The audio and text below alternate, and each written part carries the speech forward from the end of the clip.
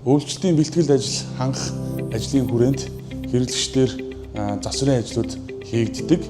За тэр засварын ажлын хүрээнд хийгддэг хэрэглэгчийн шугамыг хэсэгчлэн зогсоож үйлчлэлийн бэлтгэл хангах буюу зуны нэгтэн шахалтын ажлыг гүйцэтгэдэг байж байгаа.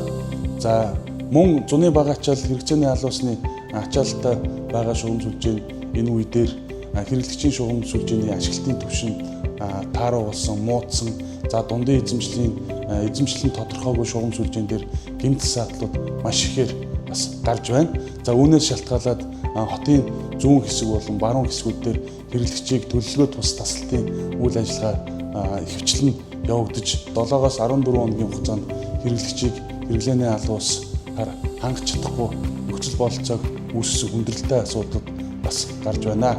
За энэ хүндрэлтэй асуудал нь юунаас үүж гарч байна гэхээр тухайн хэрэглэгчийн хотгон хорооллын шугам сүлжээг анх барьж байгуулах зураг төслийн хүрээнд өмчлөлийн хэлбэрийг хэн нэгэнд бас тодорхой хүлээлгэж өгөөгүй, өмчлөлт тодорхойгүй.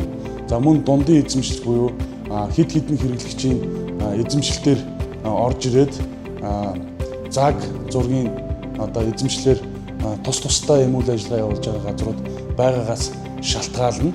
Хэрэглэгчдэр гарсан дээрх шугам сүлжээний гэмтэл саатлыг удаашруулах, хэрэгцээний алуусыг удаан хугацаагаар бас таслах ийм нөхцөл байдал бий болоод байгаа юм. Жишээлбэл Улаанбаатар хотын Баянзүрх дүүргийн 8 дугаар хороо, за мөн энэ орон сууц нийтийн аж ахуйн удирдах газрын харьяа зүүн түгээх төв болно. За Комфорт Монгол Network компани X апартментийн дундын эзэмшлийн шугам сүлжээн дээр хэрэглэгчдэр гэмтэл гарсан энэ хотгон хороол дээр 1000 орчим айл өрхүүдийн хэрэглээний алуус болон халаалтыг хангадаг ийм шугам сүлжээ. Энэ тухайн шугам сүлжээ маань 2011 онд ашиглалтанд ороод ингээд явсан боловч өмчлөлийн хэлбэр нь хэн нэгэн байгууллага дээр шилжээгүй гэсэн үндсэн шалтгаанаар хэрэглэгчийн засварыг хийх ажил удааширч явахгүй ийм үйл ажиллагаа зөндөө гарч байна. Үүнээс шалтгаалж тухайн бүс нутгийн хэрэглэгчдэд ойролцоогоор 1 сарын хугацаатай бараг хэрэглээний алуусыг 2-оос 3 давтамжтайгаар тасалсан ийм үйл ажиллагаа гарлаа. Эдгээр үүсэт байгаа өмчлөлийн хэлбэр нь тодорхойгүй хэрэглэгчийн шугам сүлжээн дээр байгаа асуудлыг шийдвэрлэхийн тулд эрчим хүчний зохицуулах хорооноос 2023 онд 348 дугаар тогтоол гарсан байж байгаа.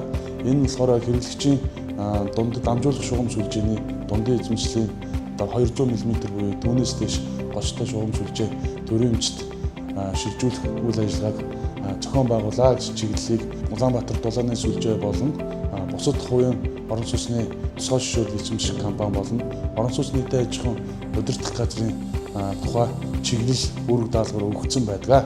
Тус тогтоолын хүрээнд хэрэглэгч танд өгөх дараах зөвлөмж байна. Энэ дээр төрийн өмчийн бодлого зохицуулалтын газрын 271-р тогтоол гарч байна. Журам шинжилгээ батлах тухай төрийн өмчийн болон орон нутгийн өмчид эд хөрөнгө олж явах бүртгэх данснаас хасах шилжүүлэх журмыг авсрал дотор баталсуугаа гэсний дагуу 271-р тогтоолыг та бүхэн мөрдлөг болгон ажиллах нь зүйтэй юм аа. За мөн дээрх тогтоолын хүрээнд хэрэглэгч та өөрийн эзэмшлийн болон дундын эзэмшлийн шугам сүлжээг төрийн өмчид шилжүүлэх бүртгэх данснаас хасах журмыг баталсан авсарч жагсаалтын дагуу дараах 10 нэр бүхий жагсаалтыг бүрдүүлж хангагч байгууллагт ирүүлснээр хангагч байгууллагын техникийн комисс болон төлөөлөл удирдах зөвлөлийн шийдвэр гарсны үндсэн дээр тухайн шугам сүлжээг төрийн өмчид шилжүүлж авч хэрэглэгчдэр засвар үйлчлэгээ үзүүлэх, төргөн шуурхай үзүүлэх, найдвартай дулаан хангамжийн үйл ажиллагааг хангахад чиглэх ажил зохион байгуулагдах юм аа. Та бүхэн тэгэхээр дараах зөвлөмжийг мөрдлөг болгон ажиллана уу.